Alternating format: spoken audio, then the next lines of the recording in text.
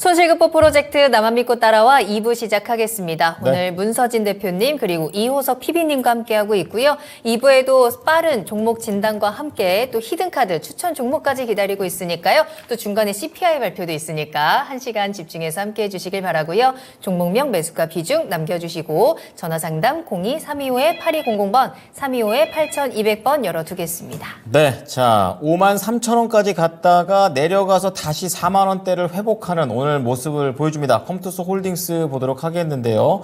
자, 우리 8785님께서 올려주신 종목입니다. 네. 43,400원에 매수를 하셨고 비중은 40%, 꽤 많이 나 있는 상태인데 그래도 네. 오늘 좀 손실을 회복은 하기는 했어요. 예. 근데 이제 사신 지는 좀 오래되셨죠. 좀 내려오는 구간에서 샀지만 더 밑으로 내려가는 컴투스 홀딩스였고요. 이 종목 22,000원까지 내려갔다가 최근에 좀 말씀하신 것처럼 급등을 하면서 5만 원대까지 올라왔잖아요. 네. 그러면서 드디어 수익을 봤습니다. 근데 그때 이제 팔지를 못하신 거죠. 조금 더 가기를 기다렸다가 다시 한번 손실이 나는 순간이고요.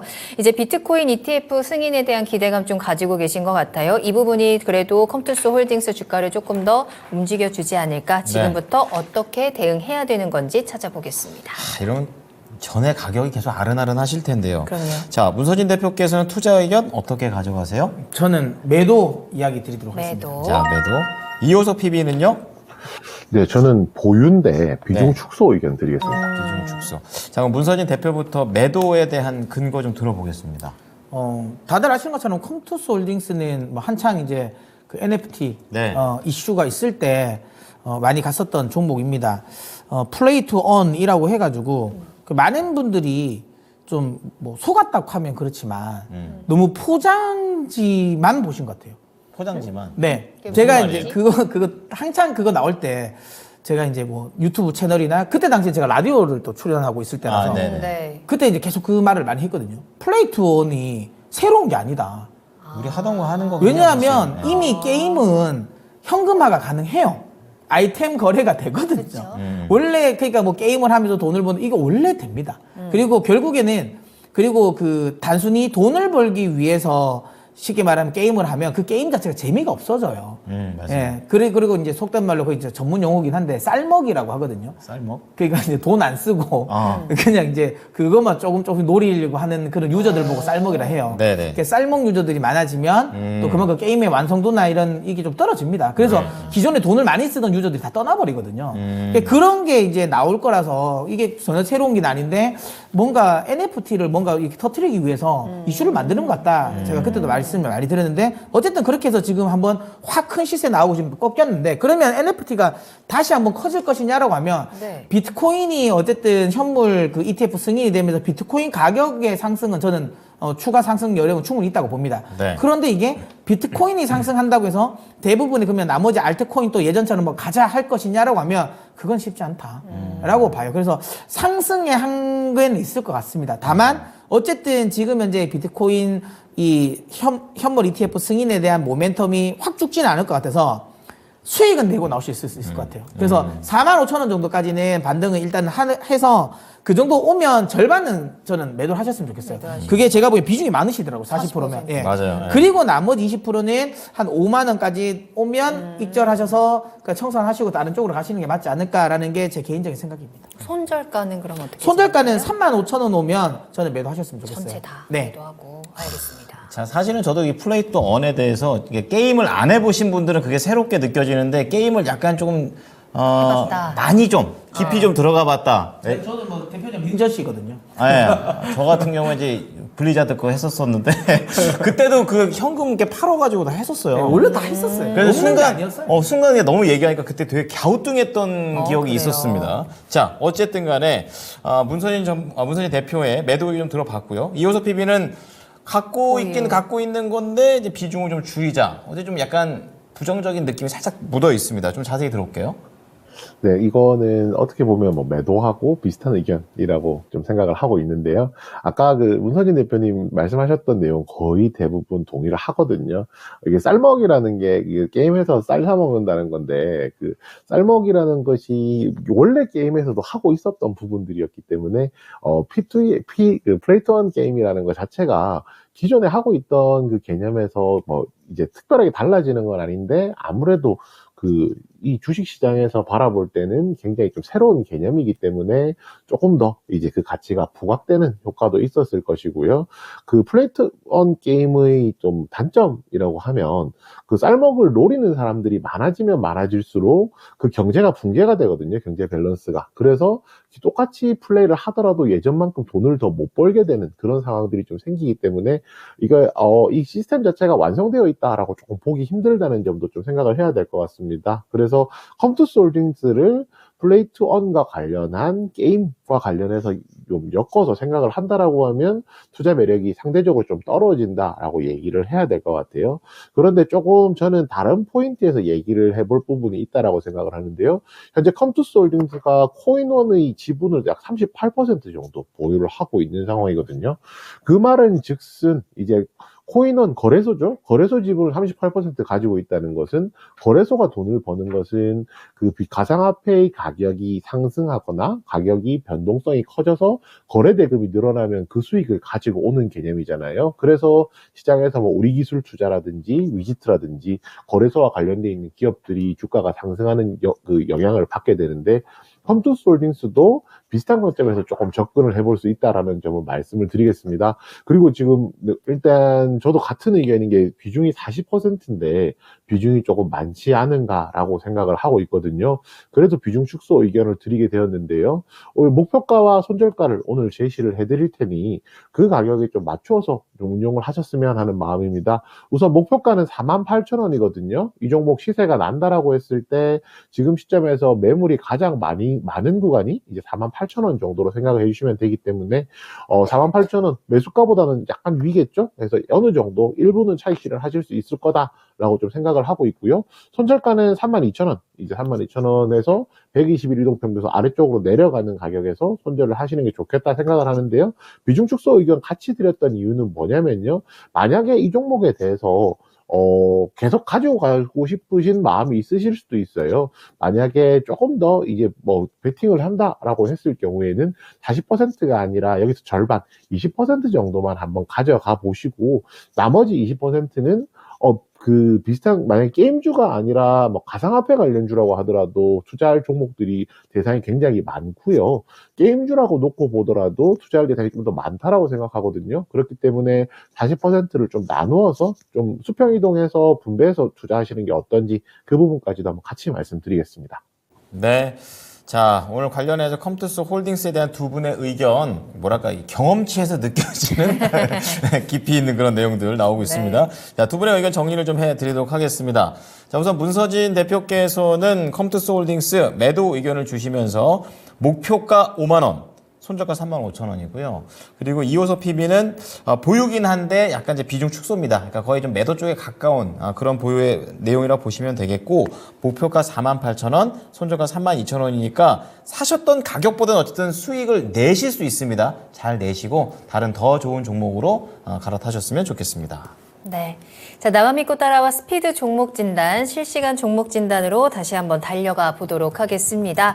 궁금하신 내용들 빠르게 남겨주시면 되는데요. 윤희님께서 어제 올렸는데 또 질문해도 돼요? 라고 하셨는데 다른 종목이면 괜찮습니다. 그렇습니다. 가지고 계신 종목들 중에서 지금 해결 안 되고 있는 종목들 지금 바로 보내주세요. 토마토 증권통 채팅창 열려 있습니다. 종목명, 매수가 비중, 매수 문의도 좋고요. 전화 상담은요. 02325-8200번, 325-8200번으로 전화 주시기 바랍니다. 자, 그러면 첫 번째 종목은 한나송님께서 클라우드 이쪽과 관련해서 더존 비존 올려주셨는데요. 매수 가격이 48,500원입니다.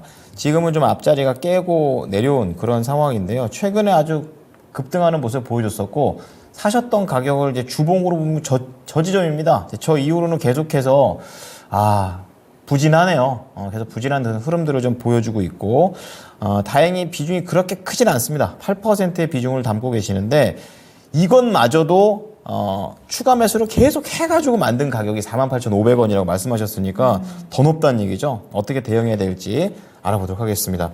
자, 대표님, 더존 비주얼은 이거 매수가만 오더라도 제가 보기엔 굉장히 선방한 거다 이 생각했는데 어떻게 보십니까? 제가 앞전에 카카오 게임즈 제가 종목 네네네. 상담할 때는 이거 추가 매수해서 빠져나올 수 없다. 근데 하지 그렇죠. 마셔라 하겠잖아요. 손절, 예. 근데 이거는 제가 보기에는 지금 8%밖에 비중이 없으니 한 2% 정도는 더 태우셔서 조금 더 물타기 하셔서 평단가 낮추시면 충분히 제가 보기엔 손절 없이 빠져나가실 수도 있을 것 같아요. 이 종목은 그렇게 하셔도 될 것 같다라고 생각이 드는데, 왜냐하면 뭐 도전 비주는 국내 ERP 관련해서 어쨌든 뭐 독보적인 지위를 갖추고 있고, 그 다음에 최근 들어서 AWS랑 또 협업을 하고 있고, 네. 그 다음에 어쨌든 AI, 그러니까 생성형 AI와 관련돼서 가장 또 이런 비용 통제라든지 수혜가 될 수 있는 건 ERP 시장이거든요. 그리고 실제로 이제 도전 비전도 그쪽으로 이제 AI를 좀 적용하면서 비용도 많이 통제를 했단 말이에요. 좋을 것 같아요. 제가 보기에는 이제는 좀 좋아질 환경이 많아진다라고 보고 있고, 지난해 실적 역시도 계속 괜찮게 가파르게 상승을 했습니다. 매출이 그러니까 아주 드라마틱하게 늘어나진 않았지만 앞서 이야기 드린 것처럼 AI를 적극적으로 활용을 하면서 비용 통제를 잘했단 말이에요. 그래서 영업이익을 많이 늘렸어요. 근데 올해는 이게 점점점 더 커질 가능성이 높습니다. 어쨌든 ERP 시장 자체가 좀 어찌 보면 너무 포화되어 있는 상태가 아닌가라고 생각하지만, 그 안에서 아까도 말씀드린 것처럼 AI를 좀 접목을 시키고, 그 다음에 이제 클라우드로 좀 넘어가면서 조금 더 사업의 영역을 확장시킨다라는 면에서 본다면 지금 정도 가격대라면 더 떨어질 것 같진 않다. 그러면 앞으로 올해도 실적 성장에 대한 기대감도 있고, 그 다음에 AI 시장 자체가 어쨌든 계속 커질 거니까, 물론 메인은 아닐 거예요. 그러니까 이 종목이 뭐 AI 관련해서 뭐 메인이다라고 보기는 어렵지만, 네. 그래도 AI 수혜를 안 보는 종목은 아닐 거라고 저는 생각을 합니다. 그래서 충분히 매출, 영업이익 증가하는 걸 감안해서 45,000원까지는 올 수 있을 것 같거든요. 그러면 물타기를 조금 더 하시면, 평단가를 그래서 조금만 더 낮추시면 제가 보기에는 충분히 빠져나올 수 있을 것 같다라는 생각에, 저는 추가 매수 이야기 2% 정도만 더 추가 매수해서 평단가 낮추시고 목표가 45,000원 설정하셔서 빠져나오셨으면 좋겠다, 이렇게 말씀드리도록 하겠습니다. 네. 자, 더존 비지온 지금 8%니까 딱 총 10% 좀 맞추셔가지고 추가 매수 가능하다는 얘기고요. 또 개선되는 그런 환경과 그리고 이미 좀 어느 정도 바닥은 만들어졌다라는 그런 판단이 좀 알고 계시면 될 것 같습니다. 그래가지고 추가 매수 한 가격으로 단가 낮춰서 목표가 45,000원이니까 참고하셨으면 좋겠습니다. 네. 다음 종목 바로 살펴볼게요. 오희자님께서 종목 보내주셨는데요. K카입니다.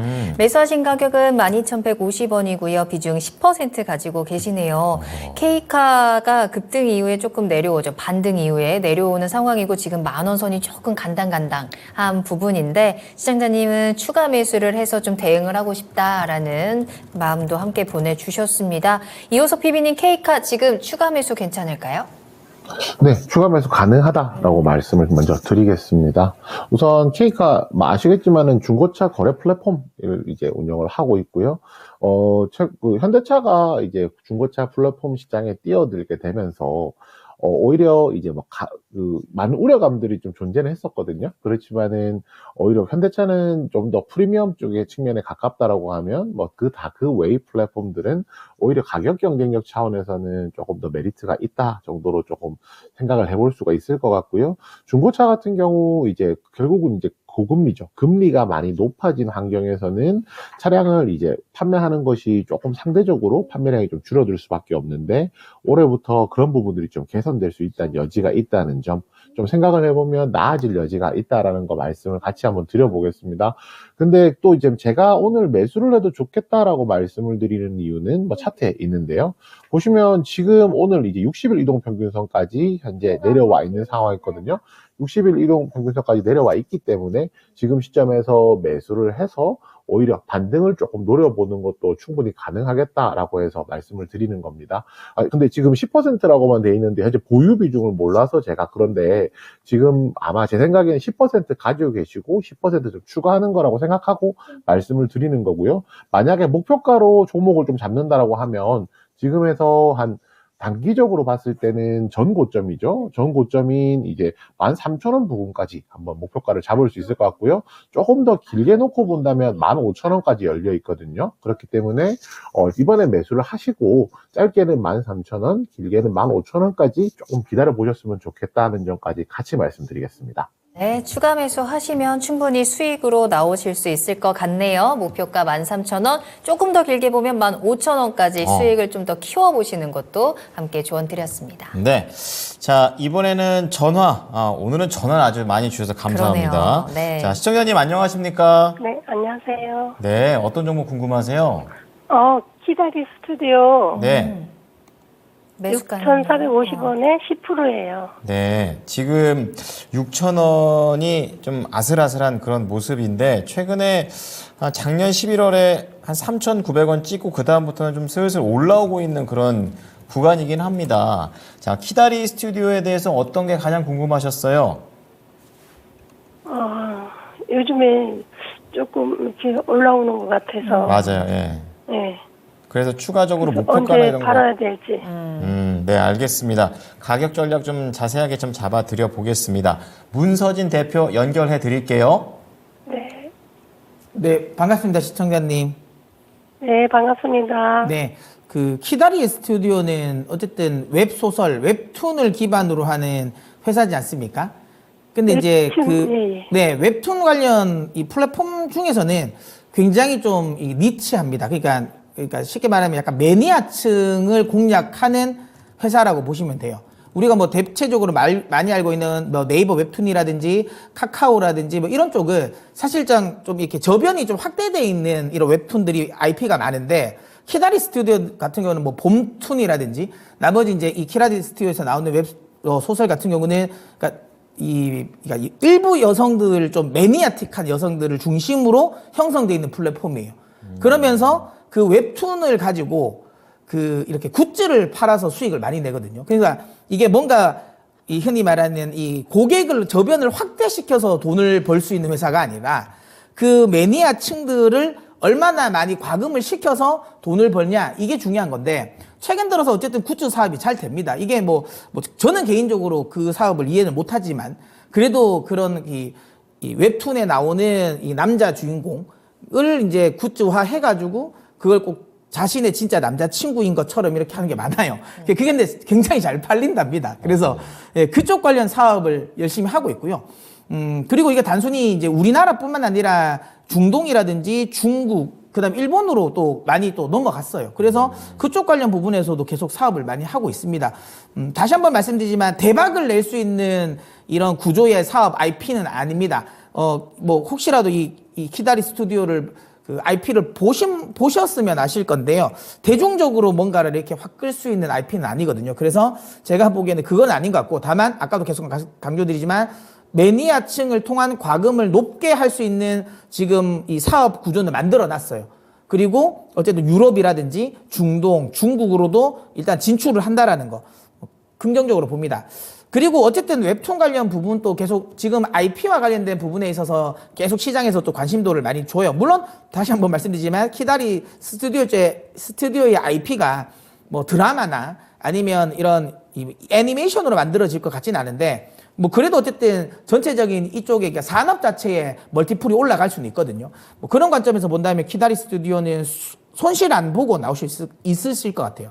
8,000원까지는 충분히 저는 한번 반등이 나올 수 있을 것 같거든요. 그래서 8,000원을 저는 목표가로 설정하고 저는 대응하셨으면 좋겠습니다. 손절 안 하셔도 될 것 같아요. 충분히 수익 내고 나오실 수 있을 것 같습니다. 네, 시청자님 키다리 스튜디오에 대한 설명도 좀 해드렸고, 목표가 8,000원 좀 제시해드렸습니다. 궁금한 거 해결되셨죠? 네, 감사합니다. 네, 감사합니다.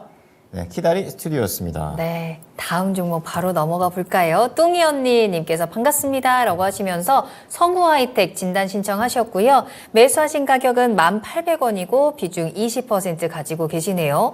가지고 계신 지도 지금 몇 개월 됐고요. 좀 손실 구간이시기는 한데 시청자님께서는 그래도 여유 있는 자금이라서 조금 더 가져갈 수 있다라고 말씀해 주시거든요. 그럼 좀 더 가져간다면 손실 없이 좀 다시 한번 매수가 회복이 가능한 건지, 요 반등 추세가 어디까지 이어질지 좀 체크를 해봐야 될 것 같네요. 피비님 성우하이텍 전망 어떨까요? 네, 우선 이제 성화이텍 대표적인 자동차 부품주 중에 하나잖아요. 자동차 부품주들 올해 자동차 이제 현대차, 기아차, 현대 기아차의 판매량이라든지 예상되는 부분들을 보면 긍정적인 요소들이 있다라는 점 말씀을 드리겠습니다.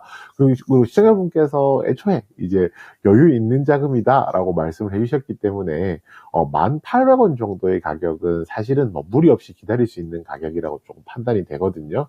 그렇기 때문에 시간만 있으면 조금 더 기다리시면 좋겠다라고 말씀을 드리겠고요. 이제 뭐 중요한 얘기는 지금부터 해야겠죠. 뭐 성화이텍 앞으로의 이제 판단에 대해서 좀 얘기를 해봐야 될 것 같은데요. 우선 지금 미국이죠. 미국의 공급망 재편이 되면서 뭐 멕시코 생산 거점에서 그리고 뭐 미국에서 이제 생산망들을 구축을 하게 되면서 현대차에서 기아차에서 납품하던 기업들이 역할을 하나씩 가져가고 있다라고 생각을 해주시면 되겠습니다. 그리고 성호하이텍도 그 중에 이제 역할을 하고 있는 기업 중에 하나라고 생각을 해주시면 되거든요. 이 부분이 왜 중요하냐면요. 결국에 이제 지금 트럼프가 대통령이 되면은 이런 부분들이 바뀔 것이다 라는 얘기가 나오고 있긴 하지만 어찌됐건 간에 지금 이제 현재 공급망의 질서에 따라서 생각을 해본다라면 이 부분에 포함이 되어 있느냐, 이 밸류체인에 포함이 되어 있는 기업이냐 아니냐가 굉장히 좀 중요하다라고 좀 판단을 하고 있습니다. 그리고 그것이 아니라고 하더라도요, 앞에서도 말씀드렸지만은 자동차 부품주 범퍼 같은 것들 만들고 있죠. 성호하이텍 같은 경우에 전기차와 관련되어 있지 않다고 하더라도 내연기관 자동차 판매량이 미국에서 글로벌하게 많이 늘어나게 된다면 좀 수혜를 볼 수 있다는 점도 이제 생각을 해볼 수 있을 것 같아요. 지금 가격 자체가 지금 차트를 보시면 8,000원대죠. 9,000원대죠. 지금 많이 떨어져 있는 상황입니다. 이 구간에서 60일 이동 평균선 근처까지 내려와 있고요. 시세가 나온다라고 하면은 위쪽으로 120일 이동 평균선이라든지 두터운 매물대라든지 이런 부분들이 있긴 하지만 고점 대비 충분히 많이 내려와 있는 상황이기 때문에 시간이 좀 걸린다라고 하면은 시간은 충분히 준다라고 하면 이 구간에서 매물을 소화하고 이제 상승할 수 있는 여력이 있다라고 생각합니다. 이 종목에 대해서는 좀 생각해 보실 부분이 이거예요. 만약에 이 종목이 그 매수가 부근이 가장 매물이 두텁거든요. 그렇다면 이 구간까지 매물을 소화하고 나면 위쪽으로는 대략 13,000원 정도 단기적으로 이제 고점을 이제 생각을 해볼 수 있을 것 같습니다. 그렇다면 이 구간에서 본전에 나올지 아니면은 이제 13,000원의 차익 실현을 하실지에 대한 부분을 좀 고민을 해보셨으면 좋겠고요. 여기서 시간을 더 드린다라고 하면은 15,000원까지도 열려있는 차트입니다. 그렇기 때문에 이 종목에 대해서 기다리시는 거 오케이 좋다라고 말씀을 드리겠고, 고민하실 부분은 기다리실 수 있는 여유 기간에 따라서 바뀌게 되는 겁니다. 1,800원이라는 매수가에서 나오시는 방법도 있고요. 13,000원에서 나오실 수도 있고 15,000원에서 나오실 수도 있을 겁니다. 이 부분은 다른 선택지보다는 다른 문제보다는 기간의 문제이기 때문에 기다리실 수 있는 기간별로 생각하셔서 목표가 놓고 한번 접근해 보셨으면 좋겠습니다. 네, 성호하이텍에 대해서 진단 도와드렸고요. 내가 매수가에서 나올 것이냐, 수익을 어느 정도 보고 나올 것이냐, 그 부분 잘 결정을 하시면서 어디까지 내가 조금 더 보유를 할 수 있을지 잘 판단해 보시길 바라겠습니다. 수익을 응원하겠습니다. 네. 자, 이번에는요, HBM 쪽으로 한번 가볼까 합니다. 유튜브에서 시스템 반도체 고고님께서 자, 문서진 대표님, PSK 홀딩스 27,800원에 매수를 했습니다. 15%를 담고 있는데, 이제 삼성전자의 이제 HBM, AI 반도체, 이제 이런 모멘텀들을 보고 난 다음에 샀는데, 단기가 아니라 좀 길게 가져갈 수도 있습니다. 라고 좀 얘기를 해 주시면서 중기 목표가에 대한 내용을 말씀해 주셨습니다. 자, 우선은 가장 먼저 따져봐야 될 거는 이제 중기로 봐도 되는 건지부터 보고, 그 다음에 이제 가격 전략까지 가볼 텐데요. PSK 홀딩스 다시 한번 좀 갈 수 있을까요? 아무래도 이제 원래 삼성전자 4분기 실적이 좋을 거라고 시장에서 예상을 했는데, 어닝 쇼크가 나왔잖아요. 네. 예, 그 영향으로 원래 같으면 이번 주에 좀 튀어나갈 수 있었던 흐름이었는데, 잠깐 다시 이제 좀 속도 조절이 나오는 것 같습니다. 근데, 네. 사업의 방향성이 훼손된 건 아니거든요. 일단 기본적으로, 이 리플로우 장비 같은 경우, 그러니까 이 솔더볼 평탄화하는 평탄화 리플로우 관련 부분도 뭐 여전히 모멘텀은 있고, 결국에는 뭐 HBM을 하기 위해서는 평탄화 작업을, 솔더볼 평탄화가 있어야 되는 거고, 그 다음에 계속 아까 제가 제우스를 이야기할 때 TSV 공정이 나오면서 이 세정 공정이 굉장히 중요해졌다라고 말씀드렸고, 이 PSK 홀딩스 같은 경우는 세정 공정 내에서 그 디스컴 장비라고 해서 이런 파티클이 나오는 걸 이걸 걷어내는 이 장비가 있거든요. 그 장비가 결국엔 TSV 공정 이후에 그 장비가 들어갈 수밖에 없습니다. 그래서 결국에는 HBM 쪽이 삼성이 투자를 많이 하면 수혜가 될 수 있는데 지금은 이렇다 할 수주가 잘 안 나고 있어요. 근데 제가 보기에는 이제 조만간 수주가 나올 것 같아요. 왜 제가 그렇게 이야기를 하냐면 지금 평택, 삼성의 평택 P4 라인 같은 경우가 지금 이제 내부 공사가 마무리됐다고 하거든요. 그러면 한 4월 달부터는 장비가 들어갈 겁니다. 장비 세팅이 될 거고. 그러면 제가 보기에는 한 뭐 지금부터 해서 한 3월 달까지는 이 P4 관련 쪽에 들어가는 장비 발주가 이야기가 나올 이야기가 될 가능성이 높거든요. 그때 제가 보기에는 PSK 홀딩스 관련 쪽으로 해서 리플로 장비라든지 디스컴 장비 발주 이야기가 나올 가능성이 좀 높다고 봅니다. 삼성이 어쨌든 조금 4분기 실적에 대한 실망스러움이 있지만 반도체 업황 개선에서 수혜를 안 보진 않을 것 같고, 그 다음에 HBM과 관련된 부분에 있어서는 SK하이닉스보다는 좀 한 발 느리게 갔긴 했지만 그럼에도 불구하고 4월 달부터는 또 양산을 시작할 가능성이 높다라는 거, 뭐 그런 점을 감안한다면 PSK 홀딩스의 방향성 역시도 저는 시간의 문제일 뿐이지 우상향할 거라고 보고 있고, 저는 원래 목표가를 본다면 4만 원까지는 전 충분히 이 흐름은 나올 거라고 보고 있습니다. 그래서 목표가 한 4만 원 정도 설정하시고 저는 좀 진득하게 들고 가셔도 되지 않을까 이렇게 말씀드리도록 하겠습니다. 바닥은 이미 다진 겁니까? 네, 저는 이제 여기서 더 빠지지는 않을 것 같아요. 그래서 물론 여기서 만약에 혹시라도 삼성이 1분기 실적까지 미스가 크게 나와버리면 문제가 생길 수 있는데, 최근 들어서 나오는 반도체 수출 동향이라든지 그다음에 그 웨이퍼 투입량도 좀 늘었고 가동률 다시 회복되고 있고 디램, 낸드 가격 자체도 회복되는 걸 감안한다면 그럴 일은 없을 것 같습니다. 그래서 지금은 추가적인 손절 라인보다는 그냥 홀딩 하셔서 4만 원까지 들고 간다는 생각을 하시는 게 더 좋을 것 같습니다. 네, 자 PSK 홀딩스, 삼성의 평택 네 번째 공장이죠. P4 장비 수주와 관련된 모멘텀도 추가적으로 좀 말씀을 드렸으니까 목표가 4만 원 꼭 도달했으면 좋겠습니다. 네, 다음 종목은 김선빈님의 종목으로 이어갑니다. 오늘 급등했던 종목인데 카카오페이 살펴볼 거고요. 58,500원이 매수가세요. 비중 10% 가지고 있고요. 오늘 뭐 카카오의 턴어라운드 기대감에 그룹주 전반적으로 강세가 나오는 모습이었고요. 그 중에서도 카카오페이가 21% 급등했습니다. 장중에는 6만 원까지도 찍었지만 살짝 꼬리는 달렸고요. 시청자님 이제 매수하신 가격이 이 급등의 꼭대기 부분이거든요. 그래서 카카오페이가 다시 한번 계속해서 이 상승세를 이어갈 수 있을지 앞으로의 흐름들을 좀 체크를 해봐야겠습니다. 피비님, 카카오페이 더 올라갈 수 있을까요? 네, 더 올라갈 여력은 있지만 단기적으로 접근해보자라고 말씀을 드리겠습니다. 우선 제 추측입니다. 제 추측에 지금 아마 매수가가 58,500원 정도시라고 하면 오늘 이제 단기적으로 접근하신 게 아닌가라는 관점에서 제가 단기적으로 보자라고 말씀을 드리는 거거든요. 우선 이제 카카오페이가 오늘 시세가 나왔던 배경 중에 뭐 가장 큰 부분이라고 하면 그 부분입니다. 그 토스 때문입니다. 토스가 이제 상장에 대한 얘기를 하고 있으면서 시가총액을 평가를 받는데 15조에서 20조 정도 사이로 평가를 받고 있거든요.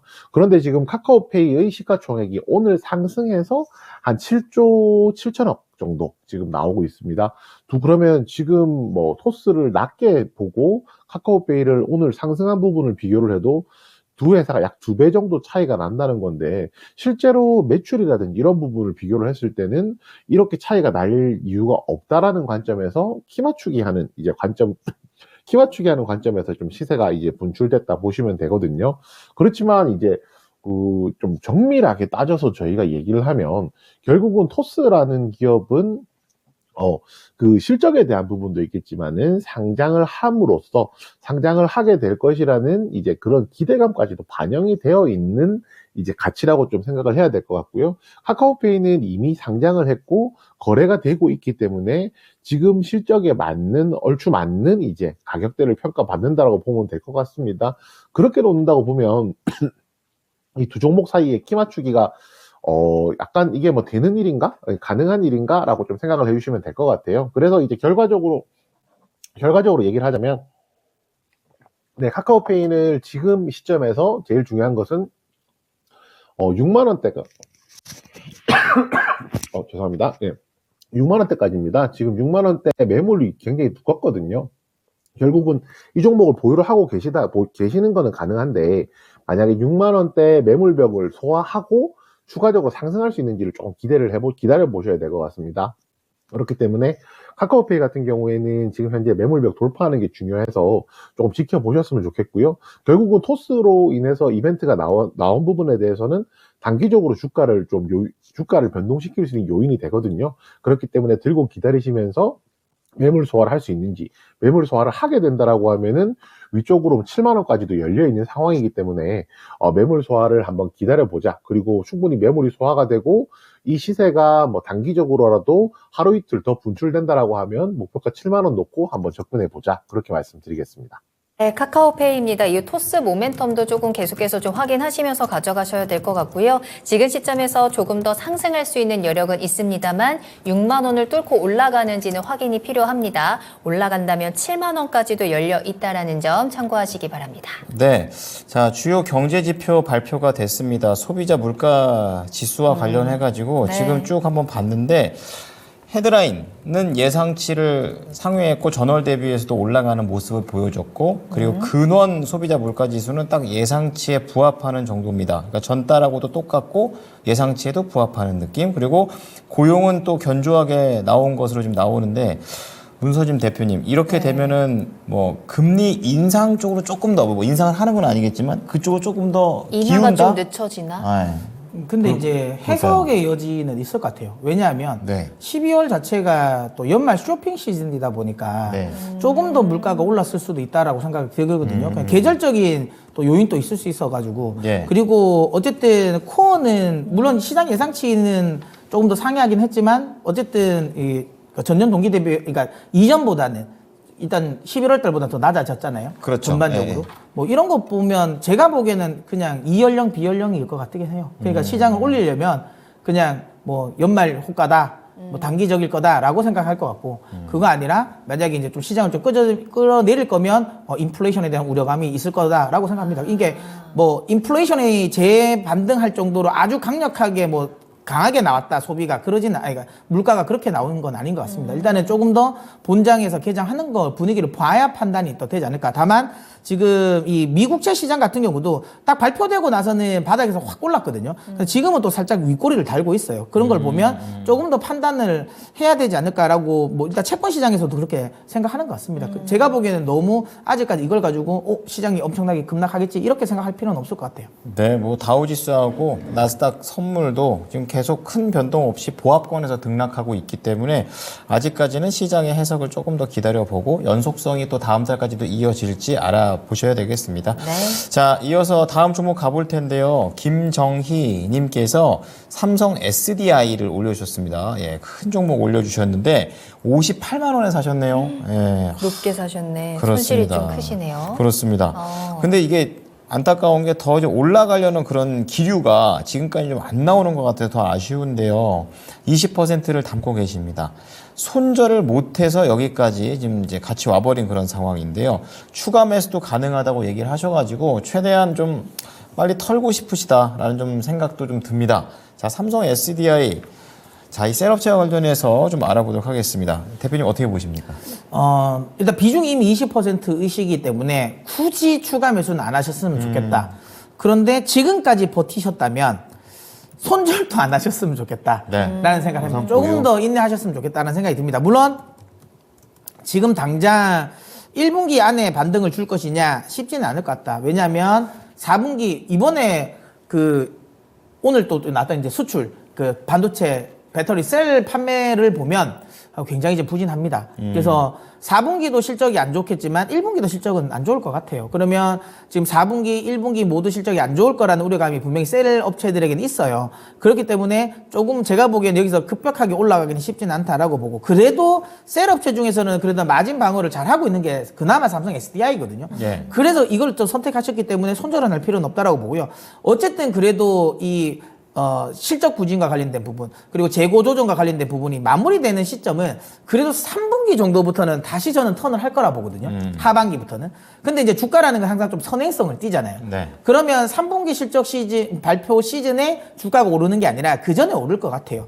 그래서 제가 생각하는 반등 시점은 항상 제가 2차 전지를 말씀드릴 때 벚꽃 필 때쯤 다시 시세는 돌아오지 않을까 벚꽃과 함께 네. 그렇게 말씀드리고 그러면 한 4월 달 정도로 저는 보거든요. 그래서 네. 4월 정도까지 만약에 버티시면 그때는 제가 보기에는 바닥을 잡고 올라올 것 같아요. 물론 그렇다고 4월에 뭐 본전이 온다 이거는 아닌데 그래도 그때부터는 저는 다시 한번 추세는 다시 반등이 나올 거라고 보고 있고요.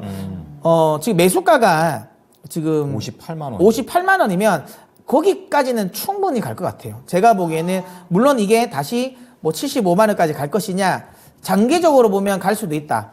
근데 이게 이제 언제 될지는 모르겠어요. 하지만 지금 시청자님이 매수하셨던 58만 원까지는 최소한 올해 안에는 올 것 같습니다. 그래서 이걸 손절하는 끼는 너무 아깝다. 그 비중이 만약에 좀 작으셨다면 제가 그냥 손절하고 다른 쪽으로 가셔라라는 말씀을 드리고 싶은데 비중이 20%나 있는데 굳이 지금 자리에서 손절할 필요는 없다라고 보고 지금 홀딩 매수가까지는 충분히 올 수 있으니까 매수가까지 버티셨으면 좋겠다라는 말씀을 드리고 다만 시기는 4월 이후가 될 거다라고 판단하시면 될 것 같아요. 네. 자, 어쨌든 간에 다행스러운 부분은 손실이 안 날 수 있다라는 가능성이 있다라는 거고, 그것도 올해 안에 딱 1분기 조금 지나갔을 때까지 조금만 더 버텨가지고 손실 없이 나오셨으면 좋겠습니다. 한번 수익을 보시고 장기로 가져가려고 다시 들어가셨다라고 또 추가로 그다음에 걸리신 남겨주셨거든요. 거군요. 아니, 그럼 벚꽃 필 때까지는 충분히 기다리실 수 있을 것 같고 매수가 그 이상의 부분도 저희 같이 체크해 보도록 할게요. 네. 다음 종목은 사랑이님께서 나노팀 궁금합니다라고 남겨주셨는데요. 나노팀 매수하신 가격은 16,890원이고요. 비중 10% 가지고 계시네요.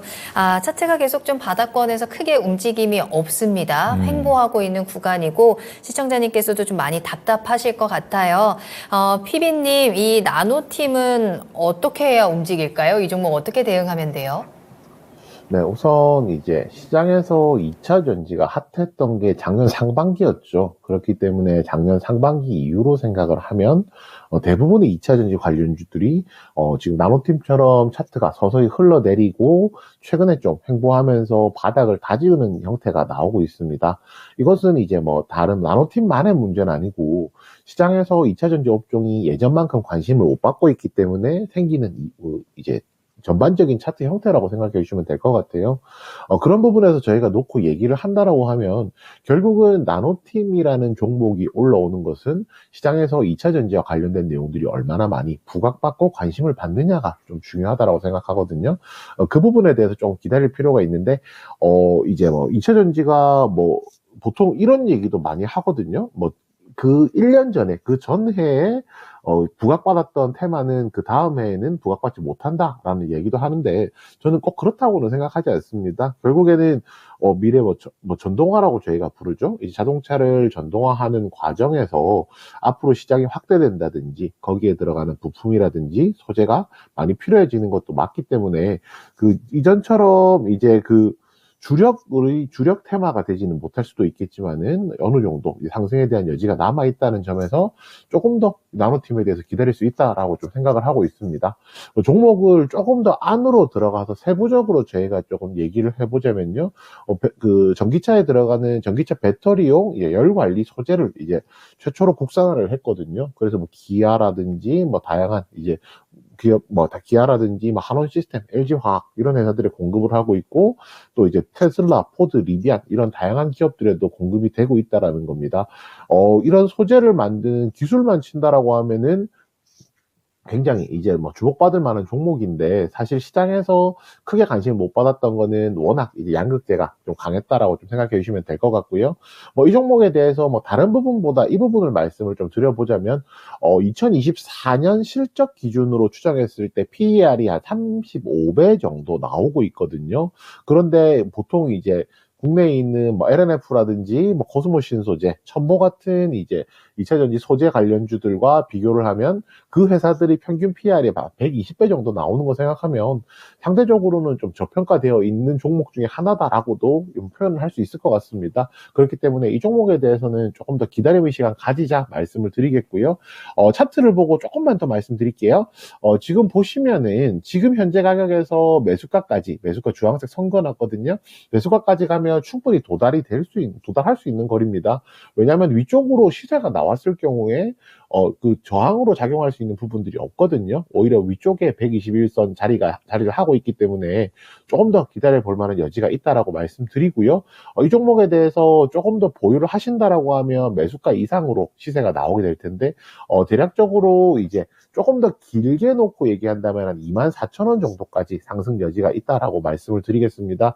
이 종목에 대해서 매수가에 정리를 하지 안 하고 더 기다리시겠다라고 생각하시면은 25,000원까지 기다려보자라고 말씀을 드리겠고요.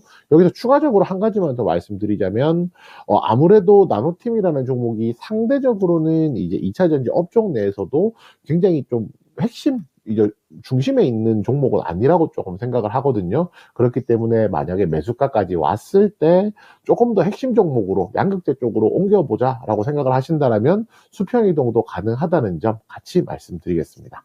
네, 나노팀입니다. 현재 좀 저평가되어 있는 부분이지만 관련 섹터 안에서 좀 중심에 있다기보다는 주변에 있는 종목이어서 그 속도나 영향력이 좀 작을 수는 있다라는 점은 같이 체크하시고요. 매수가까지는 충분히 가능하고요. 길게 가져갔을 때 24,000원까지 가능성 열어 있습니다. 네, 자 종목은 여기까지 보도록 하겠고요. 글로벌 증시 상황 체크해 드리도록 하겠습니다. 네. 우선 유럽은 지금 전강 후약 이런 상태인데 하향 안정화입니다. 더 내려가지는 않고 있는, 그러니까 보합권에서 강보합, 약보합 왔다 갔다 하는 정도 수준인데요. 이날 초반에 강했던 거는 ECB 통화정책위원이면서 동시에 프랑스 중앙은행 총재가 경제가 우려했던 것과 다르게 견조할 것이다라는 전망도 나왔고요. 거기에다가 작년 12월에 소비자 물가 지수, 그러니까 유럽 쪽이 되겠는데요. 이 유럽의 둔화세가 보였다라는 점을 긍정적으로 봤지만 결국에 미국의 CPI에 좀 더 영향을 받게 되면서 낙폭을 좀 키웠고요. 그리고 미국 증시는 역시 보합권에서 앞서 말씀드렸던 대로 계속 크게 변동 없이 현재 CPI가 좀 해석 중에 있는 그런 상황입니다. 본장에서 어떻게 움직일지 추적해 봐야겠습니다. 네, 그럼 저희는 히든카드 만나러 가겠습니다.